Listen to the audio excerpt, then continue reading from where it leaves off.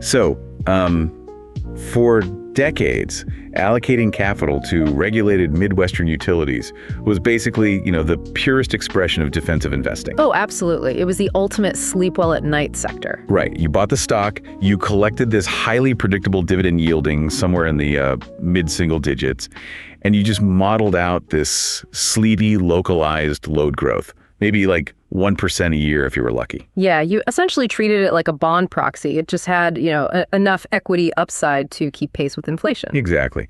But when you introduce the absolute physical ferocity of the artificial intelligence supercycle into that localized grid, the entire defensive utility thesis just completely fractures. It really does. It shatters the whole model. Because suddenly a company managing power lines in Missouri and Illinois isn't just, keeping the lights on. It is operating the critical physical bottleneck for the most aggressive capital deployment in the history of the tech sector. Which, that forces a complete recalibration of how we value these assets, because the terminal value of a utility is entirely dependent on its rate-based growth. Right. The physical infrastructure that regulators actually allow them to earn a return on. Exactly.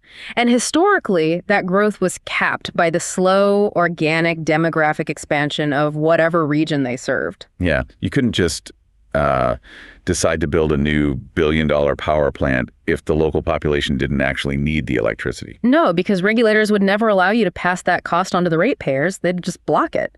But when hyperscalers arrive, needing gigawatts of firm dispatchable power, like right now, and they bring the capital to fund it themselves, the governor on that rate-based growth is completely removed. It's just totally gone. And that dynamic is exactly what we are tearing into today on Talk Tickers.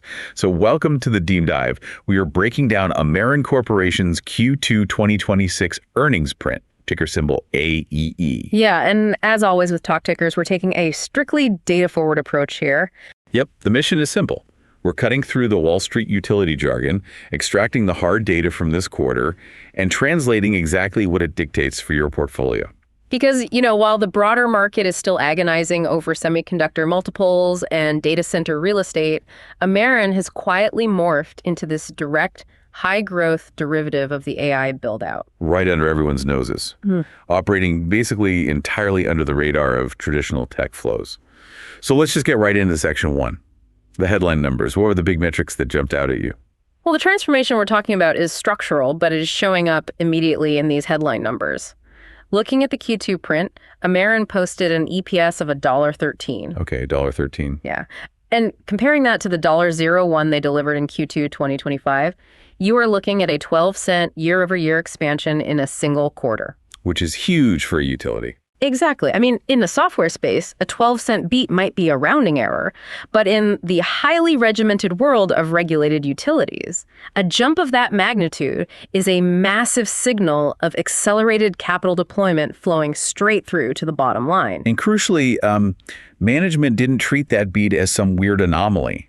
They immediately reaffirmed their full year 2026 EPS guidance range, which is 525 to 545. Right, which is exactly what you want to see. In an environment where we are dealing with significant macroeconomic volatility and fluctuating interest rates, locking in that forward guidance provides the exact downside protection you want from this sector. Yeah, it masks the sheer velocity of the underlying operations, though. Like if you just scan the terminal, $1.13 and reaffirm guidance looks like the quintessential boring utility print. Yeah, it looks totally normal on the surface. But peeling back the layers of this specific transcript reveals that these baseline metrics are merely the initial friction points of just a staggering growth ramp. So to accurately model that forward trajectory, we really have to dissect the immediate drivers of that $1.13, the story behind the numbers, essentially. Right. What actually fueled this momentum?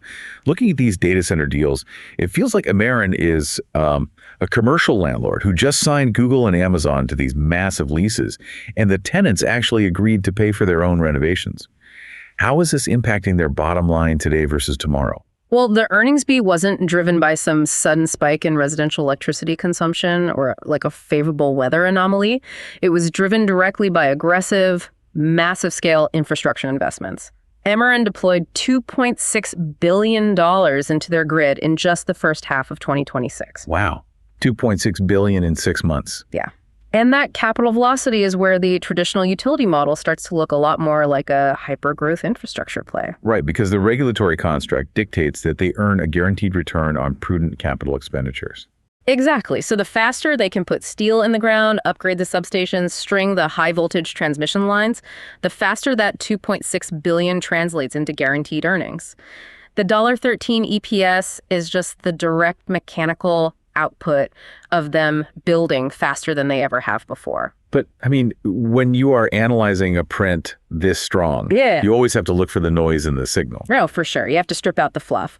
And tucked into that $1.13 was a one-time 8-cent unrealized gain stemming from investments Ameren made in innovative energy technology funds. Ah, okay. So venture-style investments. Yeah. I mean, it is a testament to their forward-looking capital allocation that these venture investments are actually appreciating. But from a pure operational modeling standpoint, you have to strip that 8 cents entirely out of your run rate. Right, because an unrealized mark-to-market gain on a tech fund does absolutely nothing for their physical rate base. It's an accounting victory. It's not an operational one, no.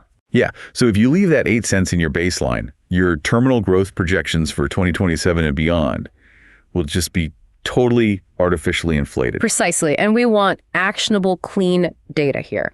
Plus, while the capital deployment was a massive tailwind, it was actively fighting against some significant operational headwinds this quarter.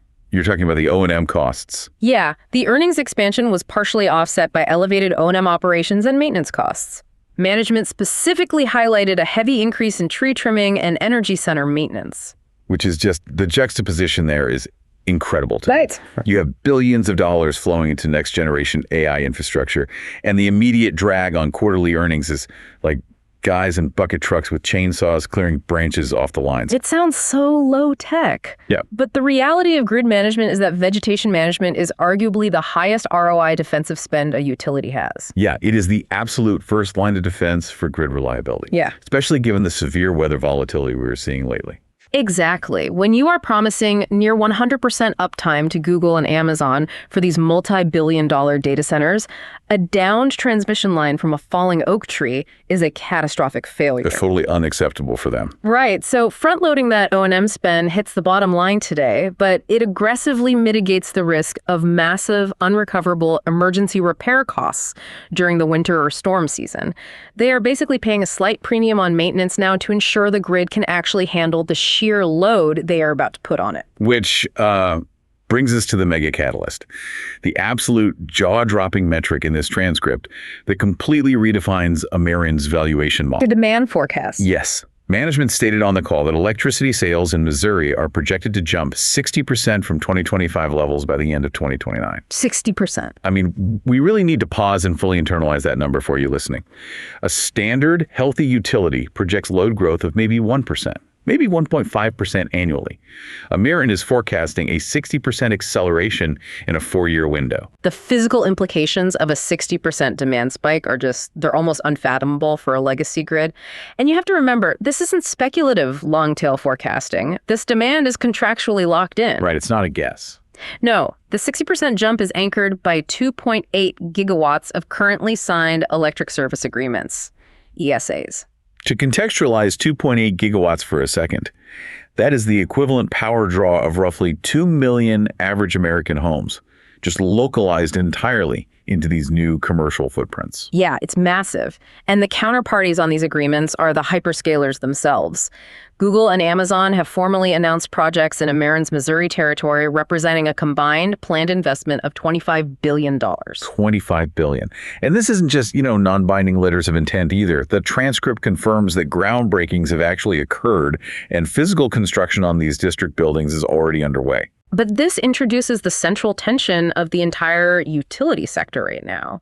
If a utility has to rapidly deploy billions of dollars in new generation and transmission infrastructure to support 2.8 gigawatts of localized commercial demand, how does that impact the retail ratepayer? Yeah, the everyday person paying their electric bill. Yeah. Because historically, economic development on this scale involved a municipality offering massive utility discounts to lure the corporation in, right? Exactly, effectively forcing the existing residential base to subsidize the grid upgrades. That goes back to the commercial landlord analogy. If you own an office building and you want to sign a massive multi-decade lease with a blue chip tenant, You usually have to eat the cost of the tenant improvements. You pay for the custom build-out, the dedicated elevators, the HVAC, hoping to recoup it over the life of the lease. Right. But if Ameren operates like a traditional landlord here, a $25 billion hyperscaler build-out would require them to socialize those infrastructure costs across every single homeowner in Missouri. Which would trigger an immediate and brutal regulatory backlash. The public would go crazy.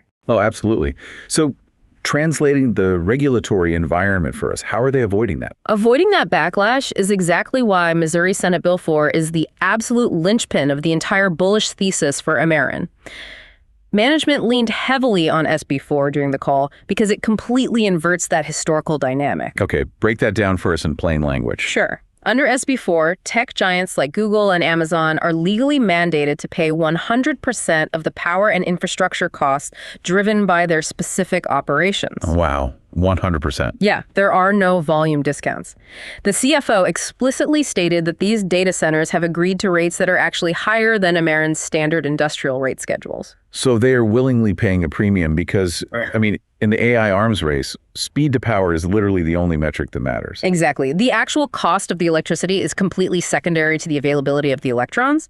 If Amazon has to pay a premium to guarantee a 2027 power update versus, a 2030 date in some other state, they will pay it without blinking. And the downstream effect of that premium is highly deflationary for the rest of the grid because these hyperscalers are absorbing the entirety of their specific infrastructure costs while also contributing massive new volumetric revenue to the system. They are effectively accelerating the amortization of the grid's fixed overhead. Yes. And Ameren quantified this impact directly on the call. They project this new data center revenue will actually lower residential customer bills by $21 million over the next 2 years. That is just wild. Relative to what those ratepayers would have faced in the upcoming rate review cycle, yeah. I mean, the political economy of that outcome is an absolute masterstroke. The state secures $25 billion in economic development and thousands of high-paying construction jobs. The tech companies get their critical infrastructure on an accelerated timeline. And the utility actually lowers the projected utility bills for the voting public. It's a win-win-win. By aligning the incentives of the hyperscalers, the regulators, and the retail ratepayers, Ameren has just engineered an incredibly constructive regulatory environment. Because when regulators see residential rates dropping, they are going to rubber stamp the massive capital expenditure plans Ameren needs to build out the grid. Which leads directly into Section 3, management guidance, and the financial roadmap they laid out to actually execute this build-out. Right. How do they physically and financially guide the company through this boom? Well, with the regulatory friction minimized, Ameren provided forward guidance expecting their EPS growth to sit consistently near the upper end of their 6 to 8% compound annual growth rate through 2030. Okay, let's highlight that.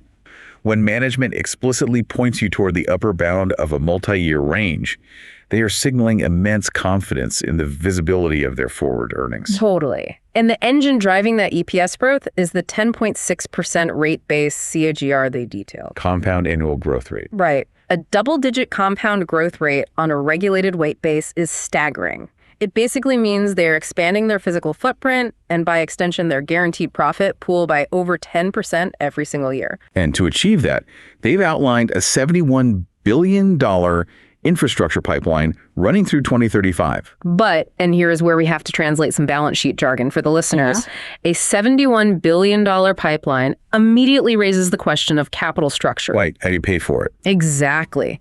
You cannot execute that level of physical build-out using just operating cash flow and debt. You have to access the equity markets. To fund the near-term phase of this pipeline, Ameren requires roughly $4 billion in new equity between 2026 and 2030. And for a current shareholder, the prospect of an equity raise is usually, the primary risk factor. Issuing new shares dilutes your existing stake and can severely depress the stock price if the market isn't receptive. Right. Dilution is the enemy of the retail investor. But this is where Ameren's treasury team demonstrated some incredibly sophisticated financial engineering.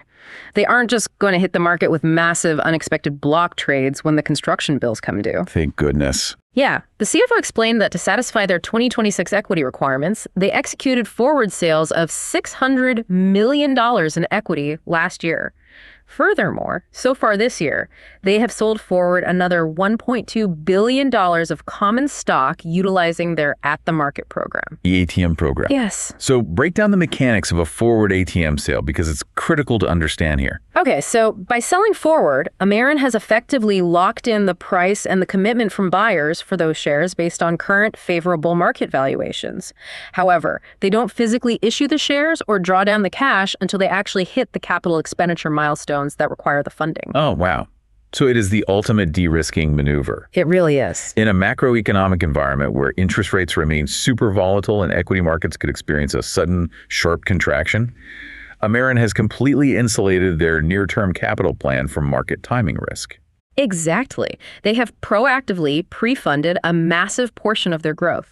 It ensures that even if the broader market tanks next month, their $71 billion infrastructure pipeline remains fully capitalized without forcing them to issue equity at distressed valuations. So from a corporate finance perspective, it is pretty much flawless execution. Absolutely. But, and I'm going to push back here, as we transition from the balance sheet to the physical reality of the grid, the theoretical math of a 10% rate-based key KGR collides with the gritty, tangible challenge of actually generating the power. Right. You can't just build a power plant in Excel. Exactly. The financial engineering is secured, but the physical engineering required to support a 60% jump in load in just 4 years is where the execution risk truly lies. You cannot power a 2.8 gigawatt data center footprint with spreadsheet models. You need raw dispatchable electrons. And that was actually the focal point of the pushback during the analyst Q&A on the call. The timeline is ruthlessly tight. To meet that demand, Ameren detailed a highly aggressive generation plan. Tell us about the supply side. What's the generation plan? So on the baseload side, they just filed a certificate of convenience and necessity for a 2.1 gigawatt natural gas combined cycle facility, which they are targeting for 2031. A 2.1 gigawatt combined cycle gas plant is a monumental piece of infrastructure, and that provides the exact kind of constant, unyielding baseload power that AI training clusters demand. Yes, but as you just noted, the targeted in-service date is 2031. Right. The hyperscalers are demanding this power by 2029, so the immediate challenge is bridging that 2-year gap. Which is why the rest of their development portfolio is so critical. Because they currently have over 5 gigawatts of new resources under development. I noticed that just this year, they successfully placed 350 megawatts of new solar generation into service. Yeah. And notably, they brought one of those projects online a full month ahead of schedule. Which is great. I mean, executing solar deployment ahead of schedule is a solid positive indicator of project management competence. But, and it's but a solar generation profile fundamentally mismatches the consumption profile of a data center. Right, because an AI training cluster runs at 100% utilization 24 hours a day, 7 days a week. It requires a flat, massive tower draw.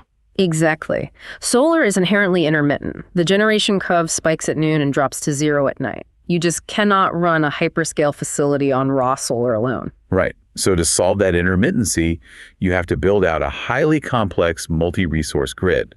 The transcript notes that regulators have already approved an additional 2,250 megawatts of simple cycle gas, solar, and battery storage resources designed to begin serving customers in the 2027 and 2028 window. Yeah, that's the bridge. You pair the massive solar arrays with utility-scale battery storage to shift the generation profile into the evening hours. And critically, you build the simple cycle gas plants, which operate essentially like massive jet engines strapped to generators, right? Pretty much. Because they can spin up from 0 to full capacity in a matter of minutes. That provides immediate dispatchable power whenever the renewable generation drops off, or if the grid faces peak load stress. But designing that multi-resource grid on paper is entirely different from procuring the physical components to build it.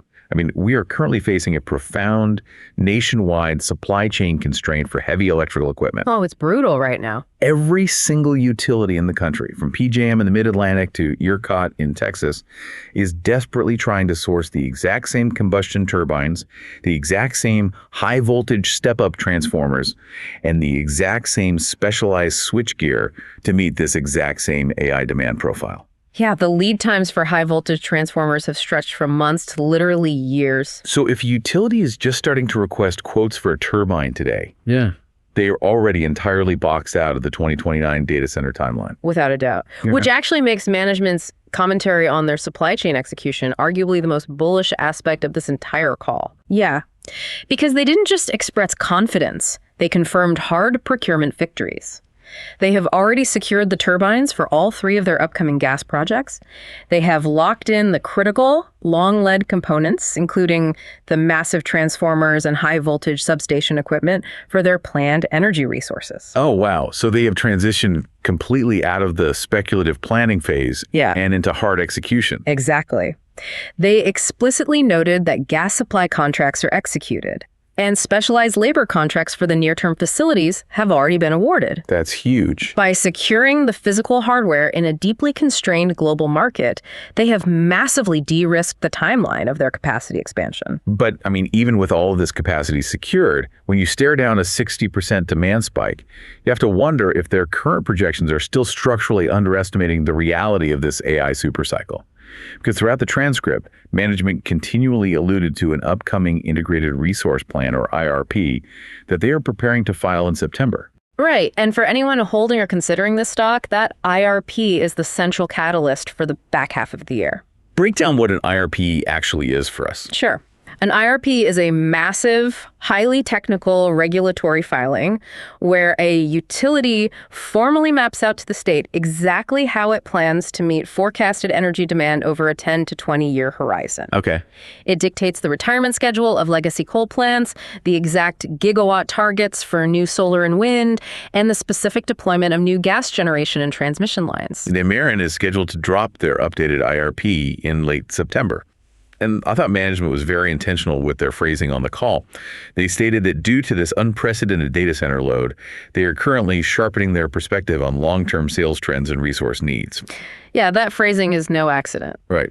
When a utility CEO talks about sharpening their perspective in the face of a 60% demand spike, it is universally understood code for. The previous models were way too conservative, and we are going to have to build significantly more infrastructure than we previously communicated. Completely agree. The sequence of events here is highly telegraphed. They will file the updated, more aggressive physical roadmap in the September IRP. And following that regulatory filing, management confirmed they plan to update their official sales forecasts, their capital investment forecasts, their financing plans, and crucially, their long-term earnings growth expectations. And that's all happening on the Q3 earnings call in November. Yes, exactly. So November is the real inflection point. The Q3 call is when the theoretical upside of these 2.8 gigawatts of signed agreements gets formalized into hard financial guidance. The market is currently pricing Ameren based on their existing 6 to 8% EPS growth framework. If they use the November call to officially revise that long-term growth rate upward based on the expanded IRP, you will see an immediate structural re-rating of the stock. Oh, absolutely. Which brings us to Section 4, the bottom line, the definitive actionable verdict on Ameren's Q2 print. What's the play here? What we are analyzing here is arguably one of the most asymmetric investment profiles currently available in the public markets. I would definitely take a bullish stance here too. Yeah, because you are acquiring the defensive downside protection of a regulated monopoly, a company with guaranteed returns, a stable dividend, and a highly constructive regulatory environment under Senate Bill 4. But you are simultaneously attaching your capital to the raw, aggressive top-line growth of the AI infrastructure supercycle. And you rarely get to capture both ends of that spectrum. Usually, you are forced to choose between the safety of a utility yield and the volatility of a tech growth multiple.